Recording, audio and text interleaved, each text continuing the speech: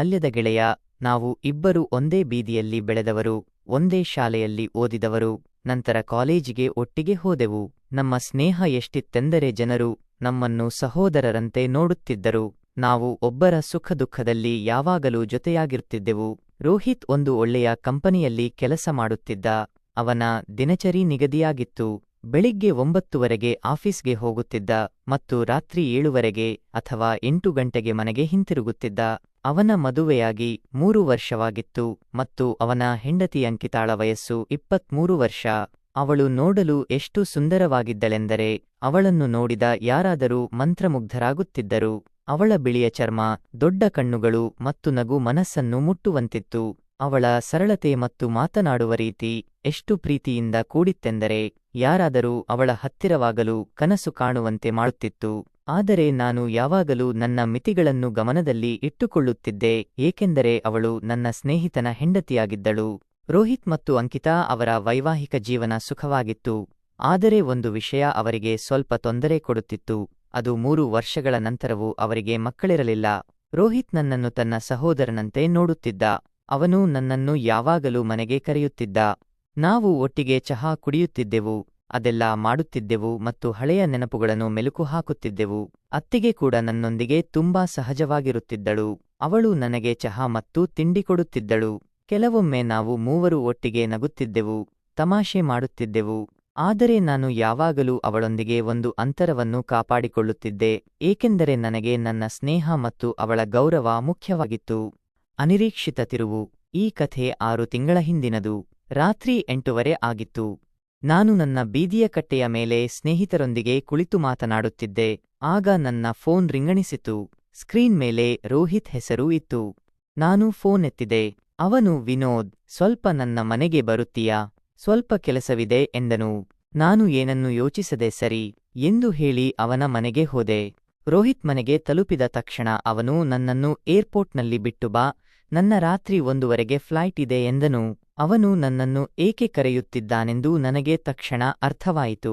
ಅತ್ತಿಗೆಗೆ car ಓಡಿಸಲು ಬರುವುದಿಲ್ಲ ಮತ್ತು ರೋಹಿತ್ ನನ್ನನ್ನು ಏರ್ಪೋರ್ಟ್ನಲ್ಲಿ ಬಿಟ್ಟ ನಂತರ ಅತ್ತಿಗೆಯನ್ನು ಸುರಕ್ಷಿತವಾಗಿ ಮನೆಗೆ ಕರೆದುಕೊಂಡು ಬರಬೇಕೆಂದು ಬಯಸಿದ್ದ. ನಾನು ಕೇಳಿದೆ, ರೋಹಿತ್, ನೀನು ಒಬ್ಬನೇ ಹೋಗ್ತಿದ್ದೀಯಾ ಅಥವಾ ಅತ್ತಿಗೆ ಕೂಡ ಜೊತೆಗಿದ್ದಾರಾ?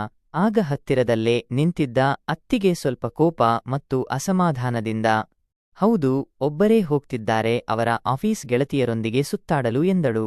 ರೋಹಿತ್ ನಗುತ್ತಾ ಅವಳಿಗೆ ಸಮಾಧಾನ ಮಾಡಿದ. ಅಂಕಿತಾ, ನೀನು ಮತ್ತೆ ಶುರು ಮಾಡಬೇಡ. ನಂತರ ಅವನು ನನ್ನನ್ನು ಕೇಳಿದ, ವಿನೋದ್, ನಾನು ಆಫೀಸ್ ಕೆಲಸದ ಸಲುವಾಗಿ 5 ದಿನಗಳ ಕಾಲ ಡೆಲ್ಲಿಗೆ ಹೋಗುತ್ತಿದ್ದೇನೆ. ಈ ಕಾರ್ ಕೀಲಿ ತೆಗೆದುಕೊಂಡು ಕಾರ್ ತೆಗಿ, ನಾನು ಈಗ ಬರುತ್ತೇನೆ ಎಂದನು. ನಾನು ಕೀಲಿ ತೆಗೆದುಕೊಂಡು ಕೆಳಗೆ ಹೋಗಿ ಕಾರ್ ತೆಗೆದೆ. ಸ್ವಲ್ಪ ಹೊತ್ತಿನಲ್ಲಿ ರೋಹಿತ್ ಮತ್ತು ಅತ್ತಿಗೆ ಕೂಡ ಕೆಳಗೆ ಬಂದರು. ನಾವು ಮೂವರು ಕಾರಿನಲ್ಲಿ ಕುಳಿತು ಏರ್ಪೋರ್ಟ್ಗೆ ಹೊರಟೆವು. ಲಘು ಹಾಸ್ಯ ನಡೆಯುತ್ತಿತ್ತು, ಆದರೆ ಅತ್ತಿಗೆ ಸ್ವಲ್ಪ ದುಃಖಿತ ಮತ್ತು ಮೌನವಾಗಿದ್ದಳು. ಬಹುಶಃ ರೋಹಿತ್ ಒಬ್ಬಂಟಿಯಾಗಿ ಹೋಗುವುದು ಅವಳಿಗೆ ಇಷ್ಟವಿರಲಿಲ್ಲ. ಸುಮಾರು ಅರ್ಧ ಗಂಟೆಯಲ್ಲಿ ನಾವು ಏರ್ಪೋರ್ಟ್ಗೆ ತಲುಪಿದೆವು. ನಾವು ಇಬ್ಬರೂ ರೋಹಿತ್ನನ್ನು ಗೇಟ್ವರೆಗೆ ಬಿಟ್ಟು ಬರಲು ಹೋದೆವು.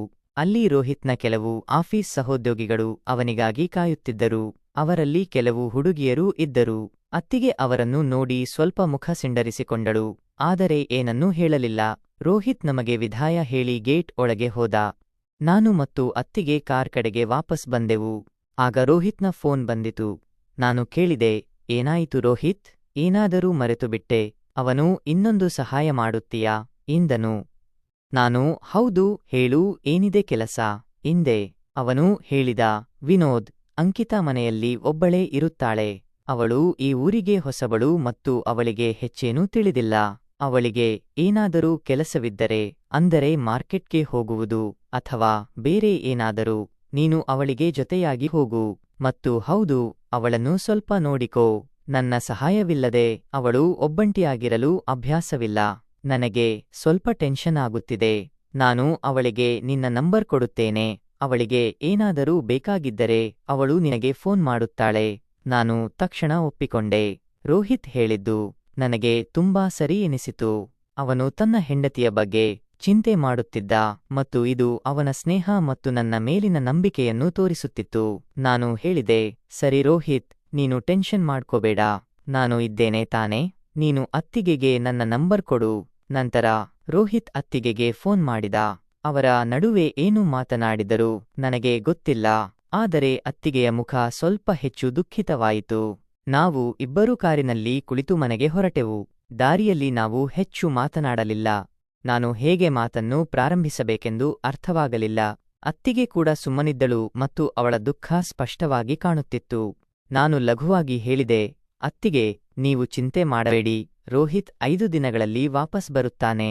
ಅವಳು, ಹೌದು ವಿನೋದ್, ಆದರೆ ಈಗ ನಾನು ಮನೆಯಲ್ಲಿ ಒಬ್ಬಳೇ ಅಲ್ಲವೇ, ಆದ್ದರಿಂದ ಸ್ವಲ್ಪ ಭಯವಾಗುತ್ತಿದೆ ಎಂದಳು. ನಾನು ಅವಳಿಗೆ ಧೈರ್ಯ ಹೇಳುತ್ತಾ, ನೀವು ಟೆನ್ಷನ್ ಮಾಡ್ಕೋಬೇಡಿ, ನಾನು ಇದ್ದೇನೆ ತಾನೆ, ಏನಾದರೂ ಕೆಲಸವಿದ್ದರೆ ನೀವು ನನಗೆ ಫೋನ್ ಮಾಡಿ ಎಂದೆ. ಅತ್ತಿಗೆಯನ್ನು ಅವರ ಮನೆಯಲ್ಲಿ ಬಿಟ್ಟು ನಾನು ಅವಳಿಗೆ ಗುಡ್ ನೈಟ್ ಹೇಳಿ ನನ್ನ ಮನೆಗೆ ಹೋದೆ. ರಾತ್ರಿಯ ಮೌನ ಮತ್ತು ವಾಟ್ಸಾಪ್ ಮಾತುಕತೆ. ಮನೆಗೆ ತಲುಪಿ ನಾನು ನನ್ನ ರೂಮಿನಲ್ಲಿ ಮಲಗಿದೆ, ಆದರೆ ನಿದ್ದೆ ಬರುತ್ತಿರಲಿಲ್ಲ. ನನ್ನ ತಲೆಯಲ್ಲಿ ಅತ್ತಿಗೆಯ ಮುಖ ತಿರುಗುತ್ತಿತ್ತು. ಅವಳ ನಗು, ಅವಳ ಮಾತುಗಳು, ಅವಳ ಸುಂದರವಾದ ಮುಖ ಎಲ್ಲವೂ ನನ್ನ ಮುಂದೆ ಪದೇ ಪದೇ ಬರುತ್ತಿತ್ತು. ನಾನು ಮೊದಲೇ ಅವಳ ಸೌಂದರ್ಯಕ್ಕೆ ಮಾರುಹೋಗಿದ್ದೆ, ಆದರೆ ಎಂದಿಗೂ ನನ್ನ ಮನಸ್ಸಿನ ಮಾತನ್ನು ಹೊರಗೆ ಹೇಳಿರಲಿಲ್ಲ. ಅವಳು ನನ್ನ ಸ್ನೇಹಿತನ ಹೆಂಡತಿಯಾಗಿದ್ದಳು ಮತ್ತು ನನಗೆ ಸ್ನೇಹ ಮುಖ್ಯವಾಗಿತ್ತು. ಆದರೆ ಆ ರಾತ್ರಿ ನನ್ನ ಮನಸ್ಸಿನಲ್ಲಿ ಬೇರೆಯೇ ಏನೋ ನಡೆಯುತ್ತಿತ್ತು.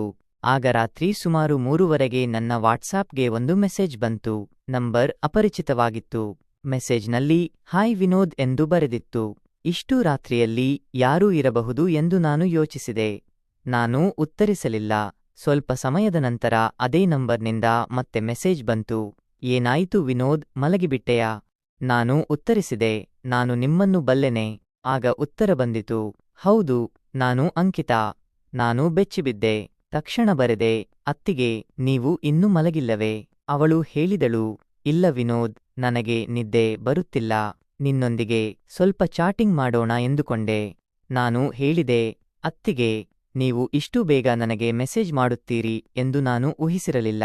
ಅವಳು ಹೇಳಿದಳು, ಓ, ಹಾಗಾದರೆ ನಿನಗೆ ಖುಷಿ ಆಯ್ತೋ ಇಲ್ಲವೋ? ನಾನು ತಮಾಷೆಯಾಗಿ ಹೇಳಿದೆ, ಅತ್ತಿಗೆ, ಹಾಗೇನಿಲ್ಲ. ರೋಹಿತ್ ನಿಮಗೆ ನನ್ನ ನಂಬರ್ ಇನ್ನೂ ಕೊಟ್ಟಿಲ್ಲ ಎಂದು ನಾನು ಭಾವಿಸಿದ್ದೆ. ಅವಳು, ಸರಿ, ಪರವಾಗಿಲ್ಲ ಎಂದಳು.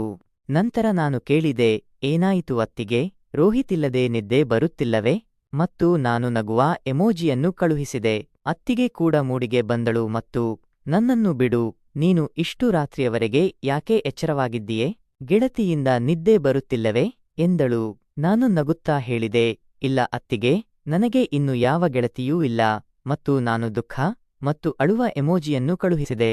ಅತ್ತಿಗೆ ಹೇಳಿದಳು, ಒಂದು ಗೆಳತಿಯನ್ನು ಮಾಡಿಕೋ.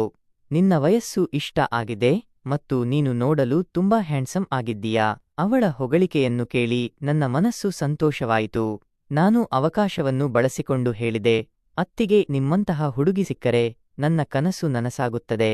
ಹೀಗೆ ಹೇಳುವಾಗ ನನ್ನ ಮನಸ್ಸಿನಲ್ಲಿ ಭಯವೂ ಇತ್ತು, ಎಲ್ಲಿ ಅವಳು ಬೇಸರ ಮಾಡಿಕೊಳ್ಳುತ್ತಾಳೋ ಎಂದು. ಆಗ ಅವಳ ಉತ್ತರ ಬಂದಿತು, ಓ, ಹಾಗಾದರೆ ನಾನು ನಿನಗೆ ಇಷ್ಟವಾಯಿತೆ? ಹಾಗಾದರೆ ನನ್ನನ್ನು ನಿನ್ನ ಗೆಳತಿಯನ್ನಾಗಿ ಮಾಡಿಕೋ. ಮತ್ತು ಅವಳು ನಗುವ ಎಮೋಜಿಯನ್ನು ಕಳುಹಿಸಿದಳು. ಅವಳು ತಮಾಷೆ ಮಾಡುತ್ತಿದ್ದಾಳೆಂದು ನನಗೆ ಅನಿಸಿತು. ನಾನು ಕೇಳಿದೆ, ಅತ್ತಿಗೆ, ನೀವು ತಮಾಷೆ ಮಾಡುತ್ತಿದ್ದೀರಲ್ಲವೇ? ಅವಳು ಹೇಳಿದಳು, ಹುಚ್ಚ, ನಾನು ತಮಾಷೆ ಮಾಡುತ್ತಿಲ್ಲ, ನಿಜ ಹೇಳುತ್ತಿದ್ದೇನೆ. ನೀನು ನನ್ನನ್ನು ನಿನ್ನ ಗೆಳತಿಯನ್ನಾಗಿ ಮಾಡಿಕೋ. ನನ್ನ ಹೃದಯ ಜೋರಾಗಿ ಬಡಿಯಲು ಪ್ರಾರಂಭಿಸಿತು. ನಾನು ಬರೆದೆ, ಅತ್ತಿಗೆ, ನೀವು ನನ್ನ ಗೆಳತಿಯಾದರೆ ನಿಮ್ಮ ಪ್ರತಿಯೊಂದು ಷರತ್ತು ನನಗೆ ಒಪ್ಪಿಗೆ. ಅವಳು ಹೇಳಿದಳು, ಈ ವಿಷಯ ನಮ್ಮಿಬ್ಬರ ನಡುವೆ ಮಾತ್ರ ಇರಬೇಕು. ನಮ್ಮ ನಡುವೆ ಏನೋ ನಡೆಯುತ್ತಿದೆ ಎಂದು ಯಾರಿಗೂ ಹೇಳಬೇಡ. ನಾನು ಹೇಳಿದೆ, ಅತ್ತಿಗೆ, ನಾನು ಹುಚ್ಚನೇನಲ್ಲ, ಇಂತಹ ವಿಷಯವನ್ನು ಎಲ್ಲರಿಗೂ ಹೇಳಲು ಹೋಗುವುದಿಲ್ಲ. ನಂತರ ನಮ್ಮ ಸಂಭಾಷಣೆ ಸ್ವಲ್ಪ ಸಾಮಾನ್ಯವಾಗಿತ್ತು. ನಾನು ಹೇಳಿದೆ, ಅತ್ತಿಗೆ, ನೀವು ಈಗ ನನ್ನೊಂದಿಗೆ ಇಲ್ಲಿ ಇದ್ದಿದ್ದರೆ ನಾನು ನಿಮ್ಮನ್ನು ನನ್ನ ತೋಳುಗಳಲ್ಲಿ ತೆಗೆದುಕೊಂಡು ಮಲಗುತ್ತಿದ್ದೆ. ಅವಳು ಹೇಳಿದಳು, ನನಗೂ ನಿನ್ನಿಂದ ದೂರವಿರಲು ಇಷ್ಟವಿಲ್ಲ. ನೀನು ಇಲ್ಲಿಗೆ ಬಂದು ನನ್ನನ್ನು ನಿನ್ನ ತೋಳುಗಳಲ್ಲಿ ತೆಗೆದುಕೊಳ್ಳಬಹುದು. ನಾನು ಈಗ ಒಬ್ಬಳೇ ಇದ್ದೇನೆ. ನಾನು ಹೇಳಿದೆ, ಅತ್ತಿಗೆ, ಈಗಲೂ ಯೋಚಿಸಿ ನೋಡಿ, ನಾನು ಅಲ್ಲಿಗೆ ಬಂದರೆ ಏನಾದರೂ ಆಗುತ್ತದೆ. ಅವಳು ಹೇಳಿದಳು, ಹೌದು, ಸರಿ, ನಾನು ನಿನ್ನ ಗೆಳತಿಯಲ್ಲವೇ? ಆದ್ದರಿಂದ ಸ್ವಲ್ಪ ನಾನು ನಿನ್ನನ್ನು ತಡೆಯುತ್ತೇನೆ. ನಂತರ ಏನಾಗುತ್ತದೋ ನೋಡೋಣ. ಒಂದು ಅನಿರೀಕ್ಷಿತ ಆಲಿಂಗನ. ನಾನು ಗಡಿಯಾರ ನೋಡಿದೆ. ರಾತ್ರಿ 3 ಆಗಿತ್ತು.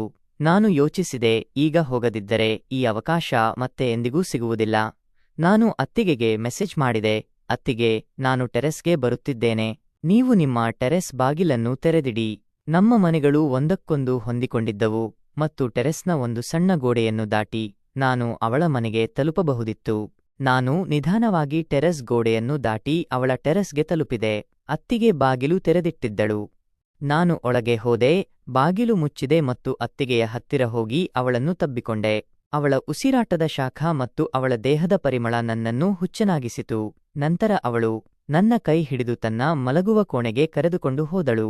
ಮಲಗುವ ಕೋಣೆಗೆ ತಲುಪಿದ ತಕ್ಷಣ ನಾನು ಕೇಳಿದೆ, ಅತ್ತಿಗೆ, ನಾನು ಏನಾದರೂ ಕನಸು ಕಾಣುತ್ತಿದ್ದೇನೆ. ಅವಳು ಹೇಳಿದಳು, ವಿನೋದ್, ಇದು ಕನಸಲ್ಲ ಮತ್ತು ಈಗ ನೀನು ನನ್ನನ್ನು ಅತ್ತಿಗೆ ಎಂದು ಕರೆಯಬೇಡ, ಕೇವಲ ಅಂಕಿತಾ ಎಂದು ಕರಿ. ಅವಳ ಮಾತನ್ನು ಕೇಳಿ ನನ್ನ ಹೃದಯ ಇನ್ನಷ್ಟು ಹುಮ್ಮಸ್ಸಿನಿಂದ ತುಂಬಿತು. ಆ ರಾತ್ರಿ ನಾವು ಇಬ್ಬರೂ ಒಬ್ಬರನ್ನೊಬ್ಬರು ಮರೆತು ಹೋದೆವು. ನಾವು ಒಬ್ಬರಿಗೊಬ್ಬರು ಎಷ್ಟು ಪ್ರೀತಿ ಕೊಟ್ಟೆವೆಂದರೆ ಸಮಯದ ಅರಿವೇ ಇರಲಿಲ್ಲ. ಇಡೀ ರಾತ್ರಿ ನಾವು ಒಬ್ಬರಿಗೊಬ್ಬರು ಹತ್ತಿರವಾಗಿದ್ದೆವು. ಮುಂದಿನ 5 ದಿನ ರೋಹಿತ್ ಡೆಲ್ಲಿಯಲ್ಲಿ ಇರುವವರೆಗೂ ನಮ್ಮಿಬ್ಬರ ಸಂಬಂಧ ಇನ್ನಷ್ಟು ಗಟ್ಟಿಯಾಯಿತು. ನಾವು ದಿನದಲ್ಲಿ ಫೋನ್ನಲ್ಲಿ ಮಾತನಾಡುತ್ತಿದ್ದೆವು ಮತ್ತು ರಾತ್ರಿ ನಾನು ಅವಳ ಮನೆಗೆ ಹೋಗುತ್ತಿದ್ದೆ. ನಾವು ಇಬ್ಬರೂ ಆ 5 ದಿನಗಳಲ್ಲಿ ಹಂಚಿಕೊಂಡ ಪ್ರೀತಿ ನನ್ನ ಜೀವನದ ಅತ್ಯಂತ ಸುಂದರವಾದ ಸಮಯವಾಗಿತ್ತು. ಕಹಿ ವಿದಾಯ. ಆದರೆ ಎಲ್ಲೋ ನನ್ನ ಮನಸ್ಸಿನಲ್ಲಿ ಈ ಸಂಬಂಧ ತಪ್ಪು ಎಂದು ಭಯವಿತ್ತು. ರೋಹಿತ್ ನನ್ನ ಗೆಳೆಯನಾಗಿದ್ದ ಮತ್ತು ನಾನು ಅವನ ನಂಬಿಕೆಯನ್ನು ಮುರಿಯುತ್ತಿದ್ದೆ. ಆದರೆ ಅಂಕಿತಾ ಜೊತೆ ಕಳೆದ ಕ್ಷಣಗಳು ಎಷ್ಟು ಸುಂದರವಾಗಿದ್ದವೆಂದರೆ ನಾನು ನನ್ನನ್ನು ತಡೆಯಲು ಸಾಧ್ಯವಾಗುತ್ತಿರಲಿಲ್ಲ. 5 ದಿನಗಳ ನಂತರ ರೋಹಿತ್ ವಾಪಸ್ ಬಂದ. ಅವನಿಗೆ ಪ್ರಮೋಷನ್ ಸಿಕ್ಕಿತ್ತು ಮತ್ತು ಅವನು ಡೆಲ್ಲಿಯಲ್ಲಿ ಪರ್ಮನೆಂಟ್ ಆಗಿ ಶಿಫ್ಟ್ ಆಗಬೇಕಿತ್ತು.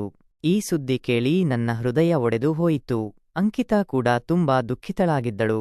ನಮ್ಮಿಬ್ಬರಿಗೂ ನಮ್ಮ ಈ ಸಂಬಂಧ ಇನ್ನು ಹೆಚ್ಚು ದಿನ ನಡೆಯುವುದಿಲ್ಲ ಎಂದು ತಿಳಿದಿತ್ತು. 1 ತಿಂಗಳ ನಂತರ ರೋಹಿತ್ ಮತ್ತು ಅಂಕಿತಾ ಡೆಲ್ಲಿಗೆ ಹೋದರು. ಹೋಗುವಾಗ ಅಂಕಿತಾ ಒಮ್ಮೆ ನನ್ನನ್ನು ತಬ್ಬಿಕೊಂಡು ಹೇಳಿದಳು, ವಿನೋದ್, ನೀನು ನನಗೆ ಯಾವಾಗಲೂ ವಿಶೇಷವಾಗಿರುತ್ತೀಯ. ಅವಳ ಕಣ್ಣುಗಳಲ್ಲಿ ಕಣ್ಣೀರು ಇತ್ತು ಮತ್ತು ನನ್ನ ಕಣ್ಣುಗಳು ಕೂಡ ತೇವವಾಗಿದ್ದವು. ಈಗ ಅಂಕಿತಾ ಮತ್ತು ರೋಹಿತ್ ಡೆಲ್ಲಿಯಲ್ಲಿ ಇದ್ದಾರೆ. ನಾನು ಮತ್ತು ಅಂಕಿತಾ ಕೆಲವೊಮ್ಮೆ ಫೋನ್ನಲ್ಲಿ ಮಾತನಾಡುತ್ತೇವೆ, ಆದರೆ ಅದು ಮೊದಲಿನ ಮಾತಿನಂತೆ ಇರುವುದಿಲ್ಲ. ನನ್ನ ಹತ್ತಿರ ಈಗ ಕೇವಲ ಅವಳ ನೆನಪುಗಳಿವೆ. ಆ 5 ದಿನಗಳು ನನ್ನ ಜೀವನದ ಅಮೂಲ್ಯ ಭಾಗವಾಗಿ ಉಳಿದಿವೆ. ನಡೆದದ್ದು ಬಹುಶಃ ತಪ್ಪು ಎಂದು ನನಗೆ ತಿಳಿದಿದೆ, ಆದರೆ ಪ್ರೀತಿಗೆ ಯಾವುದೇ ಗಡಿ ಇರುವುದಿಲ್ಲ. ಸ್ನೇಹಿತರೆ, ಇದು ನನ್ನ ಮತ್ತು ಅಂಕಿತಾ ಅವರ ಕಥೆ. ಈ ಕಥೆ ನಿಮಗೆ ಹೇಗೆ ಅನಿಸಿತು? ದಯವಿಟ್ಟು ಕಾಮೆಂಟ್ನಲ್ಲಿ ತಿಳಿಸಿ ಮತ್ತು ಚಾನೆಲ್ ಅನ್ನು ಸಬ್ಸ್ಕ್ರೈಬ್ ಮಾಡಲು ಮರೆಯಬೇಡಿ. ಧನ್ಯವಾದಗಳು.